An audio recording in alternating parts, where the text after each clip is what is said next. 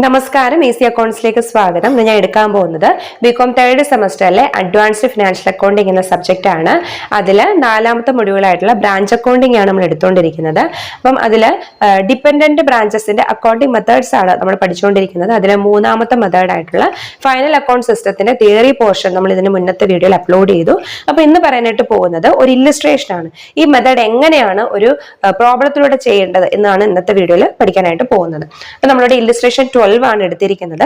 അപ്പൊ നമുക്ക് ടെക്സ്റ്റിലെ ക്വസ്റ്റ്യൻ ആദ്യം ഒന്ന് നോക്കാം. Okay, a Madras merchant has a branch at Delhi to which he charges out the goods at cost plus 25%. ഇവിടെ മദ്രാസ് മെർച്ചന്റിന് ഡൽഹിയിൽ ഒരു ബ്രാഞ്ച് ഉണ്ട്.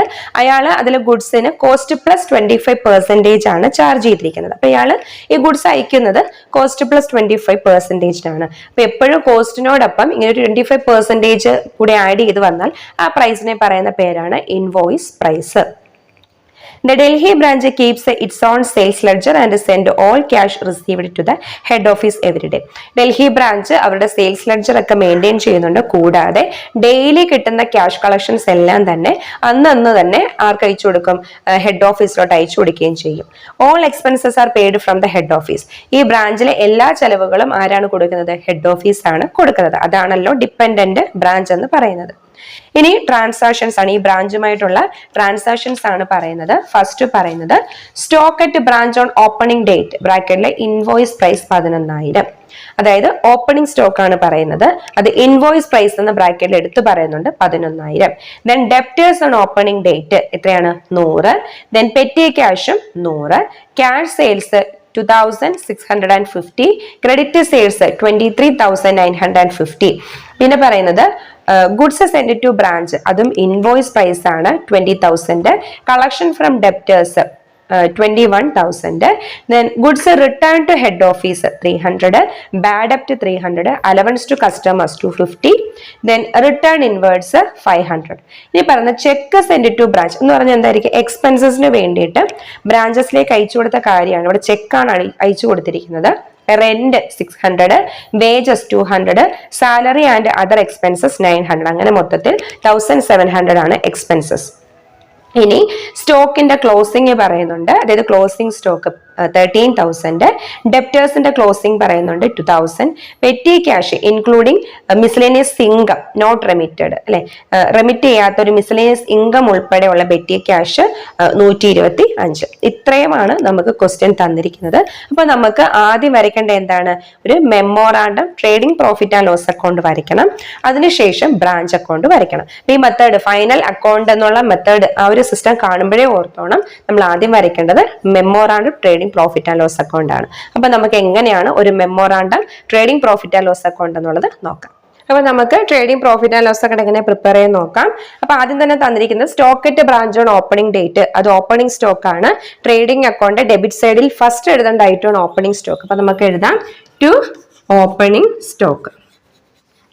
ടു ഓപ്പണിംഗ് സ്റ്റോക്ക് എമൗണ്ട് എത്രയാണ്? 11,000. നമ്മളിവിടെ 11,000 എമൗണ്ട് എഴുതാൻ പാടില്ല. കാരണം ഇത് 11,000 എന്ന് പറയുന്നത് ഇൻവോയ്സ് പ്രൈസ് ആണെന്ന് ബ്രാക്കറ്റിൽ തന്നിട്ടുണ്ട്. ഈ മെത്തേഡിന്റെ പ്രത്യേകത, നമ്മൾ ഈ ഓപ്പണിംഗ് സ്റ്റോക്കും goods send to branch, goods returns, closing stock ഇതെല്ലാം നമ്മൾ കോസ്റ്റ് പ്രൈസിലേക്ക് കാണിക്കാൻ പാടുള്ളൂ. അപ്പൊ നമുക്ക് ഇതിനെ എന്താക്കണം? കോസ്റ്റ് പ്രൈസ് ആക്കണം. അതിന് ഇത്രയേ ഉള്ളൂ. നമുക്ക് തന്നിരിക്കുന്ന ഇൻവോയ്സ് പ്രൈസ് ആണ് എന്ത്? 11,000 എന്ന് പറയുന്നത്. ക്വസ്റ്റ്യനിൽ പറയുന്നുണ്ട് കോസ്റ്റ് പ്ലസ് 25% ആണ് ഇവിടെ തന്നിരിക്കുന്നത്. അതായത് ഈ 11,000 എന്ന് പറഞ്ഞാൽ കോസ്റ്റ് പ്രൈസും അതിനോടൊപ്പം 25% പ്രോഫിറ്റും കൂടെ കൂട്ടിയതാണ് ഈ 11,000. അപ്പം ഈ 11,000 നിന്നും ആ 25% പ്രോഫിറ്റ് കുറച്ചാൽ നമുക്ക് എന്ത് കിട്ടും? കോസ്റ്റ് പ്രൈസ് കിട്ടും.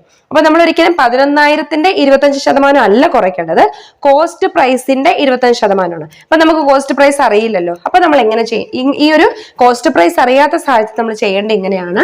പ്രോഫിറ്റ് കണ്ടുപിടിക്കുന്നത്. പ്രോഫിറ്റ് എന്ന് പറയുന്നത് നമുക്ക് തന്നിരിക്കുന്ന ഇൻവോയ്സ് പ്രൈസിന്റെ 25/125 ചെയ്താൽ മതി. അപ്പൊ എത്ര കിട്ടും?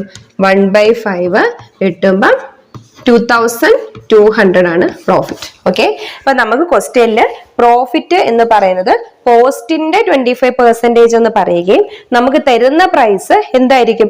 ഇൻവോയ്സ് പ്രൈസും ആണെങ്കിൽ നമ്മൾ എന്ത് ചെയ്യണം? ഇൻവോയ്സ് പ്രൈസ് ഇൻറ്റു 25/125 125 ചെയ്യണം.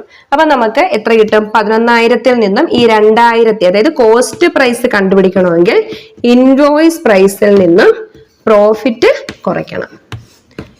8,800. അപ്പൊ എമൗണ്ട് എത്രയാണ്? 8,800. നമുക്ക് ബ്രാക്കറ്റ് എഴുതാം.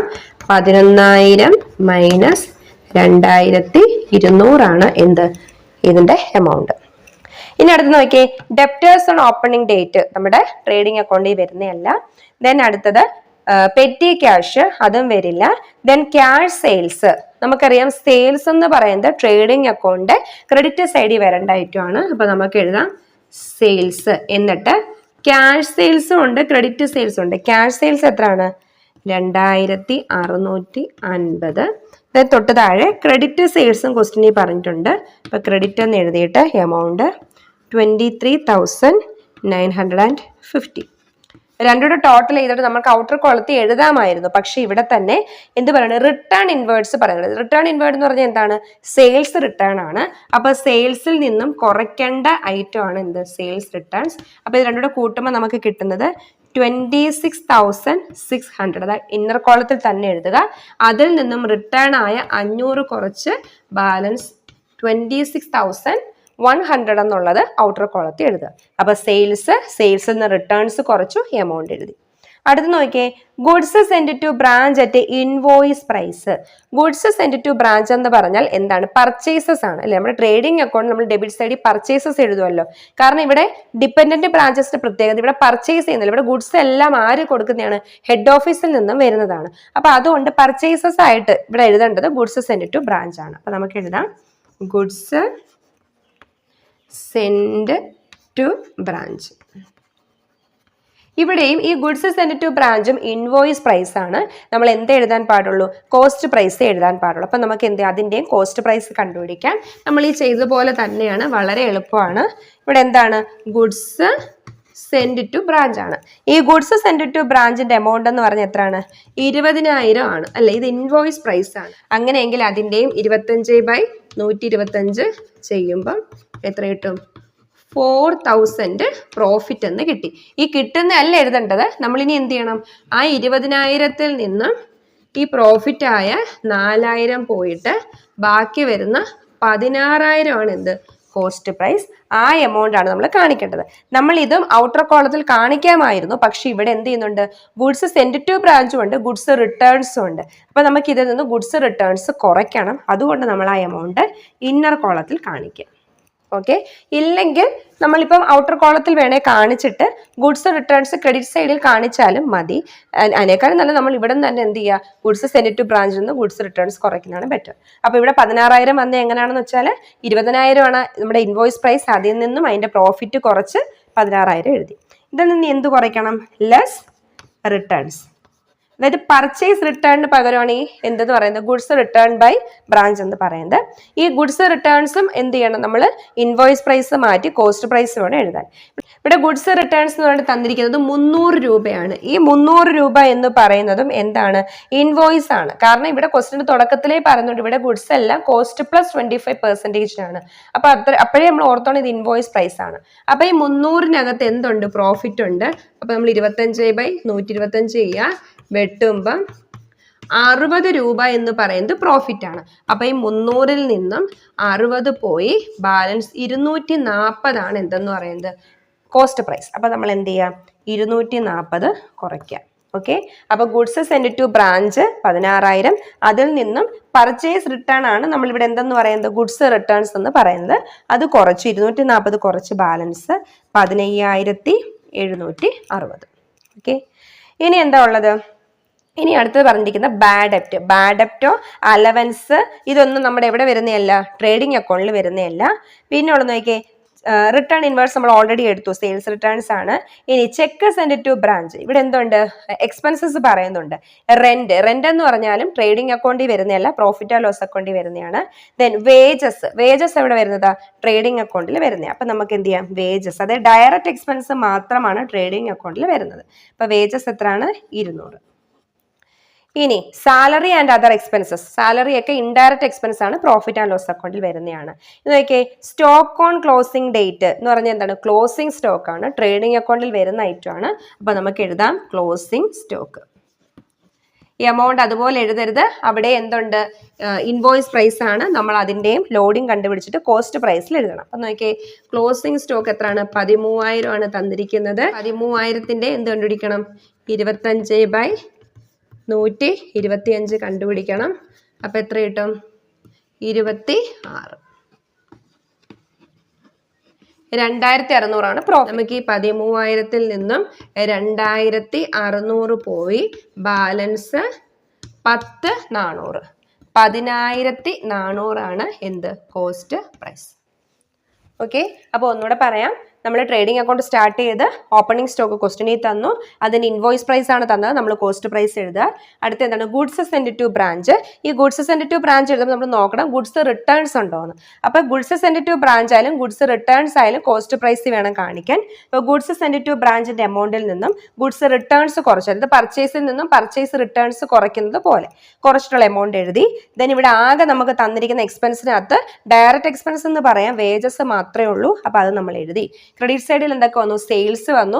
സെയിൽസും ക്യാഷും ക്രെഡിറ്റും ഉണ്ട്, രണ്ടും എഴുതിയിട്ട് അവിടെ നമ്മൾ നോക്കണം റിട്ടേൺസ് ഉണ്ടോ എന്ന്. അപ്പൊ സെയിൽസ് റിട്ടേൺസ് അല്ലെങ്കിൽ റിട്ടേൺ ഇൻവേർട്സ് എന്ന് പറഞ്ഞാൽ അത് കുറയ്ക്കുക, കുറച്ചിട്ടുള്ള എമൗണ്ട് ഔട്ടർ കോളത്തിൽ എഴുതി. പിന്നെ വരുന്നത് ക്ലോസിംഗ് സ്റ്റോക്ക് ആണ്. ഇനി നമുക്ക് എന്ത് ചെയ്യാം? ഗ്രോസ് പ്രോഫിറ്റ് കണ്ടുപിടിക്കാം. ഇത് ടോട്ടൽ ചെയ്യുമ്പം ഇവിടെ കൂടി നിൽക്കുന്ന ഐറ്റം എവിടെയാണ്? ക്രെഡിറ്റ് സൈഡ് ആണ്. എമൗണ്ട് 36,500 വരും. 36,500. ഇതിൽ നിന്നും ഈ എമൗണ്ട് എല്ലാം കുറയ്ക്കുമ്പം 11,740 വരും. അതെന്താണ്? Gross profit. Gross profit carried out. Okay, അപ്പൊ ഇത്രയുമാണ് ട്രേഡിംഗ് അക്കൗണ്ട്. അപ്പൊ നമ്മൾ ഇനി പ്രോഫിറ്റ് ആൻഡ് ലോസ് അക്കൗണ്ട് ആണ് ചെയ്യേണ്ടത്. അപ്പൊ നമ്മുടെ ട്രേഡിംഗ് അക്കൗണ്ട് കണ്ടിന്യൂഷൻ തന്നെയാണ്. അപ്പൊ ട്രേഡിംഗ് അക്കൗണ്ടിൽ കണ്ടുപിടിച്ച ഗ്രോസ് പ്രോഫിറ്റ് നമ്മൾ ഇനി ഇങ്ങോട്ട് എന്ത് ചെയ്യണം? ബ്രോഡ് ഓൺ ചെയ്യണം. അപ്പം എവിടെയായിരിക്കും? ക്രെഡിറ്റ് സൈഡിൽ വരും. Profit and loss account credit സൈഡിൽ നമ്മൾ എഴുതേണ്ട ഫസ്റ്റ് ആയിട്ട് എന്താണ്? Gross profit brought down. Amount 11,740. ഇനി നോക്കിയേ, ഇനി നമ്മുടെ ക്വസ്റ്റ്യനകത്ത് തന്നിരിക്കുന്ന എല്ലാ ഇൻഡയറക്റ്റ് എക്സ്പെൻസസും നമ്മൾ ഡെബിറ്റ് സൈഡിൽ എഴുതണം. ഇൻഡയറക്റ്റ് ഇൻകം ഉണ്ടെങ്കിൽ അത് ക്രെഡിറ്റ് സൈഡിൽ എഴുതണം. അപ്പൊ നമുക്ക് ഓരോന്നായിട്ട് നോക്കാം. ഇവിടെ എക്സ്പെൻസസ് പറയുന്നത് ഒന്ന് ബാഡ് ഡെപ്റ്റ് ആണ്. ബാഡ് ഡെപ്റ്റ് എന്ന് പറഞ്ഞാൽ പ്രോഫിറ്റ് ആൻഡ് ലോസ് അക്കൗണ്ടിൽ വരേണ്ടതാണ്. അപ്പൊ നമുക്ക് എഴുതാം ബാഡ് ഡെപ്റ്റ്. ബാഡ് ഡെപ്റ്റ് എമൗണ്ട് എത്രയാണ്? 300. ഇനി അടുത്ത എക്സ്പെൻസസ്, അലവൻസസ് ടു കസ്റ്റമേഴ്സ് എന്ന് പറയുന്നുണ്ട്. ഒരു കസ്റ്റമറിന് അലവൻസ് കൊടുക്കുക എന്ന് പറയുന്നത് എന്താണ്? എക്സ്പെൻസ് ആണ്, ഇൻഡയറക്റ്റ് എക്സ്പെൻസ് ആണ്. അത് നമുക്ക് ഇവിടെ എഴുതാം. അലവൻസസ് എത്രയാണ്? 250. അലവൻസസ് 250. ഇനി നമ്മളടുത്ത് പറഞ്ഞിരിക്കുന്നത് ഇവിടെ ബ്രാഞ്ചിലേക്ക് ചെക്ക് സെൻഡ് ചെയ്തു എന്ന് പറഞ്ഞു. അപ്പോൾ ആ എക്സ്പെൻസസ് ഉണ്ട്, മൊത്തം 3 എണ്ണമാണ്. ഒന്ന് rent, wages, salary and other expenses. അതിലെ വേജസ് ട്രേഡിംഗ് അക്കൗണ്ടിൽ പോകുന്ന ഐറ്റം ആണ്. ബാക്കി റെന്റും സാലറി ആൻഡ് അതർ എക്സ്പെൻസസും പ്രോഫിറ്റ് ആൻഡ് ലോസ് അക്കൗണ്ടിൽ വരുന്നതാണ്. അതിൽ first item rent amount 600, then salary and other expenses. 900. ഇപ്പോൾ എക്സ്പെൻസസ് എല്ലാം നമ്മൾ എടുത്തു. ഇനി നോക്കി, ക്വസ്റ്റ്യൻ്റെ ലാസ്റ്റ് പറയുന്നുണ്ട് petty cash including miscellaneous income ₹25 not remitted എന്ന്. അപ്പോൾ ഇവിടെ 25 രൂപയുടെ മിസലേനിയസ് ഇൻകം പറയുന്നുണ്ട്. അപ്പോൾ ഇൻകം എവിടെ കാണിക്കേണ്ടത്? Profit and loss account credit സൈഡിൽ കാണിക്കണം. അപ്പോൾ നമുക്ക് എഴുതാം മിസലേനിയസ് ഇൻകം എമൗണ്ട് 25. ഓക്കെ, അപ്പോൾ ഇത്രയും മാത്രമേ ഉള്ളൂ പ്രോഫിറ്റ് ആൻഡ് ലോസ് അക്കൗണ്ട്. അപ്പോൾ നമുക്ക് എന്ത് ചെയ്യണം? ഇനി നെറ്റ് പ്രോഫിറ്റ് കണ്ടുപിടിക്കണം. അപ്പോൾ ഇത് ടോട്ടൽ ചെയ്യുമ്പം നമുക്ക് ക്രെഡിറ്റ് സൈഡാണ് കൂടി നിൽക്കുന്നത് 11,765. ഇനി എന്ത് ചെയ്യണം? അതിൽ നിന്നും ഡെബിറ്റിൽ എമൗണ്ട് എല്ലാം കുറയ്ക്കുമ്പോൾ നമുക്ക് കിട്ടുന്നത് 9,715 കിട്ടി. ഈ കിട്ടിയ എന്താണ്? Net profit. Net profit carried out. അപ്പോൾ നമുക്ക് trading profit and loss account കഴിഞ്ഞു.